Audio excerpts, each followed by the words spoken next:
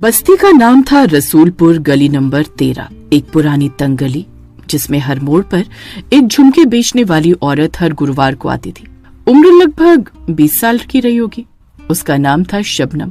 झुमके बेचने का काम करती थी। देखने में वो बहुत सुंदर थी। बहन जी, मेरे झुमके लेकर देखो, अगर सबने तारीफ ना की तो कहना। ठीक है, 2 जोड़ी निकाल दो, एक मैं अपनी बहन को भी दे दूंगी।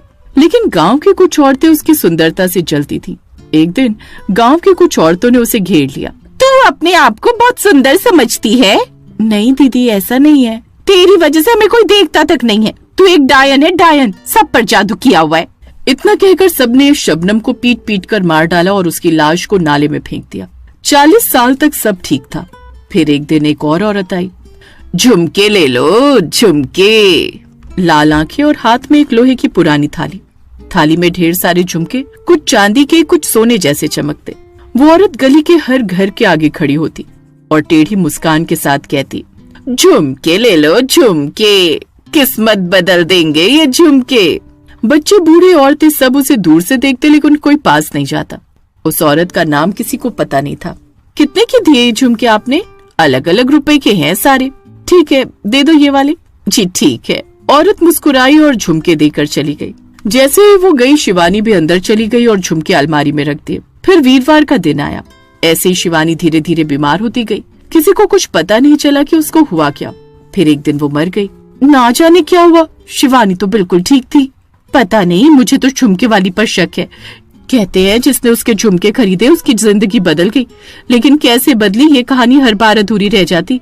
झुमके वाली वहीं खड़ी मुस्कुरा रही होती है। ऐसी एक दिन तन्वी 20 साल की होनहार लड़की थी। वो शहर में कॉलेज में पढ़ रही थी और हाल ही में रसूलपुर में अपनी नानी के पास रहने आई थी। नानी श्रीमती सुलोचना देवी बेहद धार्मिक और पुराने समय की औरत थी। गली में पहली बार झुमके वाली को देखकर तन्वी मुस्कुराई। वाओ, कितने सुंदर झुमके हैं। नानी की आंखें फैल गईं। उसे दूर से देखो बच्ची, पास मत जाना, ये औरत चुड़ैल है। नानी, ये सब बातें अब कौन मानता है। लेकिन उसी रात तन्वी ने सपना देखा। एक औरत, वही पीली साड़ी वाली, उसके सिरहाने खड़ी थी और कह रही थी, ये झुमके पहनोगी तो सारी दुनिया तुम्हारी होगी। अगली सुबह तन्वी ने सब अनसुना किया और कॉलेज चली गई। लेकिन दोपहर को वो फिर गली में दिखी, झुमके वाली। झुमके ले लो, झुमके, सुंदर सुंदर झुमके।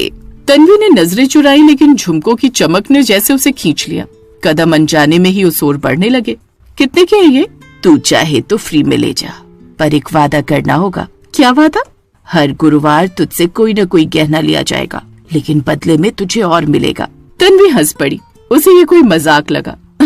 अच्छा, मतलब आप मेरे साथ लेन देन करना चाहती हैं? हाँ, कुछ ऐसा ही समझो।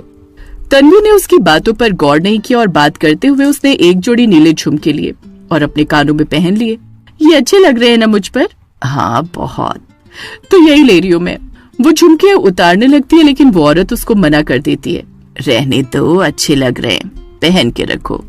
पहली रात कुछ नहीं होता, लेकिन दूसरे दिन से तन्वी की जिंदगी बदलने लग जाती है। कॉलेज के जो टीचर उसे नापसंद करते थे वो तारीफ करने लग जाते हैं। तन्वी, तुम जो भी काम करती हो सब अच्छा ही होता है बेटा। तन्वी को ये सुनकर अच्छा तो लगा, लेकिन आश्चर्य भी हुआ। तभी उसके पास रिया आई, जो उससे हमेशा चिढ़ती थी। उसने कहा, तन्वी, तुम आज बहुत अच्छी लग रही हो। जिन लड़कियों से उसकी नहीं बनती थी वो उसकी दोस्त बनने लगी। एक हफ्ते में ही तन्वी सोशल मीडिया की स्टार बन गई। लेकिन फिर गुरुवार आया। गली में झुमके वाली फिर आई। इस बार उसके हाथ में थाली नहीं थी, बल्कि वो दरवाजे पर दस्तक देने लगी। क्या बात है, नानी कहाँ है आज? तन्वी के कमरे का दरवाजा अपने आप खुला हुआ दिखा। अंदर कोई नहीं दिखा, लेकिन उसकी अलमारी में रखा सोने का कंगन गायब था, वही जो उसकी माँ की आखिरी निशानी थी। तन्वी रो पड़ी। तभी उसे याद आया वादा। ये झुमके ही है सारी परेशानी की जड़। अब तन्वी डरने लगी थी, लेकिन वो झुमके नहीं निकाल सकी। जब भी कोशिश करती कान से खून बहने लगता। उसके सपनों में अब झुमके वाली हर रात। नानी सही बोल रही थी, ये चुड़ैल ही है। तन्वी अब समझ चुकी थी कि उसने मौत को बुला लिया है। अब हर गुरुवार को तन्वी के जीवन से कुछ न कुछ गायब होने लगा। कभी यादें, कभी कोई प्रियजन। एक गुरुवार उसकी बेस्ट फ्रेंड की रहस्यमयी मौत हो गई। जाने दो मुझे, ले लो अपने झुमके, लेकिन मेरे अपनों को छोड़ दो। तन्वी अब टूट चुकी थी। एक रात तन्वी अचानक गायब हो गई। नानी ने पूरे गांव में तलाश की, लेकिन उसका कोई पता नहीं चला। 3 दिन बाद रसूलपुर गली नंबर 13 में एक नई लड़की दिखी। हाथ में लोहे की थाली, पीली साड़ी, लाल आंखें। उसने कहा, झुमके ले लो झुमके, किस्मत बदल देंगे ये झुमके। ये तो मेरी तन्वी की आवाज है। नानी भागते हुए उसके पास गई और बोली, बेटा तन्वी तू कहाँ चली गई थी? मैंने कहाँ कहाँ नहीं ढूंढा तुझे। लेकिन तन्वी जैसे अब होश में नहीं थी और बस बोले जा रही थी, झुमके ले लो झुमके। तन्वी की नानी ने कितने ही मंत्र पढ़े लेकिन तन्वी अब वापस नहीं आई। तन्वी अब गायब हो चुकी थी। सबको अब झुमके बेचने वाली से डर लगने लगा। ले गई ये चुड़ैल मेरी तन्वी, मेरी बच्ची को। वो हर वक्त रोती रहती और अपने घर से बाहर आते जाते लोगों को मना करती कि कोई उससे झुमके मत लेना। लेकिन एक बार फिर एक नई लड़की श्रद्धा, जो अपने परिवार के साथ हाल ही में उस गली में शिफ्ट हुई थी, उसने भी वही झुमके वाली देखी। उसे झुमके इतने प्यारे लगे कि बिना कुछ पूछे उसने खरीद लिए। बहुत ही सुंदर है, मुझे आप 5 दे दो। उस रात उसने सपना देखा। पीली साड़ी वाली महिला उसे आईने के सामने खड़ा करती है। श्रद्धा देखती है कि उसका चेहरा अब उसका नहीं बल्कि तन्वी का हो गया है। श्रद्धा चीख कर उठ जाती है। बहुत भयानक सपना है, नई जगह इसीलिए मुझे पसंद नहीं आती है। वो उठकर पानी पीती है और फिर सोने चली जाती है। इस बार वो आराम से सो पाती है। उधर नानी सुलोचना देवी अब थक चुकी थी। उन्होंने एक तांत्रिक भैरवनाथ को बुलाया। भैरवनाथ ने कई वर्षों से इस झुमके वाली आत्मा की कहानी सुनी थी। उन्होंने बताया कि शबनम की आत्मा अभी भी पुरानी बिस्कुट फैक्ट्री के पास जो नाला है उसमें कैद है, वहीं जहां उसकी लाश गाड़ी गई थी। तो क्या करना होगा बाबा? अगर उसकी अस्थियां सही विधि से जलाकर विसर्जित कर दी जाएं और उसकी थाली को कपाल धूप से शुद्ध किया जाए तो शायद उसकी आत्मा को मुक्त किया जा सके। लेकिन मुश्किल ये थी कि वहाँ जाना जानलेवा था। मैं जाऊंगी अपनी बच्ची के लिए। नहीं, सब साथ ही चलते हैं, यही सही रहेगा। रात के 2 बजे नानी, भैरवनाथ और 2 साहसी युवक विशाल और अमन उस पुरानी फैक्ट्री की ओर निकलते हैं। वो यहीं कहीं है आसपास। 40 साल हो चुके हैं। अब उसकी लाश को तो नहीं निकाला जा सकता, लेकिन उसको बुलाकर खत्म किया जा सकता है।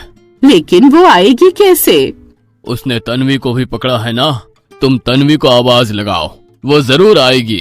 तन्वी, तन्वी बेटा, तुम कहाँ पर हो? आ जाओ अपनी नानी के पास, हम तुम्हें लेने आए हैं बेटा, चलो हमारे साथ। बाबा अपने मंत्र पढ़ना शुरू कर देता है और देखते ही देखते सामने से तन्वी चलते हुए आ जाती है। आपने मुझे क्यों बुलाया नानी? अब मैं आपकी तन्वी नहीं रही, अब मैं बस एक गुलाम हूँ, इन झुमकों की गुलाम। काश मैंने आपकी बात सुन ली होती तो आज मैं यहाँ नहीं होती। नहीं बेटा, ऐसे मत बोलो, हम तुम्हें बचाने ही आए हैं। कहाँ है वो चुड़ैल? तभी वहाँ पर चुड़ैल प्रकट होती है। मुझे ढूंढ रहे हो क्या तुम लोग? अब मुझे हराना मुमकिन नहीं है। मुझे गए 40 साल हो चुके हैं, तब तो तुम लोगों में से किसी ने मेरी मदद नहीं की, तो अब क्या करने आए हो? तन्वी चुपचाप चुड़ैल के पीछे जाकर खड़ी हो जाती है। लेकिन इस बार नानी तय करके आई होती है कि वो अपनी पोती को अपने साथ लेकर जाएगी। बाबा मंत्र पढ़ने लगता है और बातों बातों में नानी ने बाबा के कहने पर श्रद्धा से 2 झुमके ले लिए होते हैं। बाबा मंत्र पढ़कर झुमकों को भस्म करते हैं, जिससे तन्वी पूरे तरीके से होश में आती है और उसके कान से वो झुमके गिर जाते हैं तो वो चीखने लगती है, मुझे खत्म करना इतना आसान नहीं है, मैं फिर वापस आऊंगी।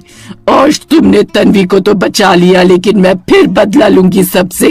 तन्वी अपनी नानी को पकड़कर रोने लग जाती है और बोलती है, नानी, अब से मैं आपकी सारी बात मानूंगी, मुझे माफ कर दो नानी, मैंने आपकी बात नहीं सुनी।